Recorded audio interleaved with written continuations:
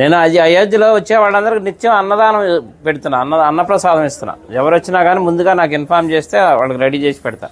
ప్రస్తుతం 1000 మంది పైన వస్తున్నారు. మన తెలుగు వాళ్ళకి భోజనం దొరకదు అక్కడ, అందుకని అందరికీ ఉచితంగా పెడుతున్నా. ఇంతకుముందు రాముల వారికి 5 వెండి ఇటుకలు ఇచ్చాను శంకుస్థాపనకి. మోడీ గారు శంకుస్థాపన చేశారు కదా, నా అదృష్టం బాగుండి ఆ ఇటుకలతోనే శంకుస్థాపన చేశారు. దాని మీద ఇప్పుడు గుడి తయారైంది. తర్వాత రాముల వారికి బంగారు పాదుకలు చేయించా, వెండి పాదుకలు, బంగారు పాదుకలు. వెండి పాదుకలు తీసుకొని దేశం అంతా అన్ని దేవాలయాల్లో పూజలు చేయించా. బంగారు పాదుకలు తీసుకొని రాముల వారి రామేశ్వరం నుంచి అయోధ్య వరకు నడిచి వెళ్ళాను.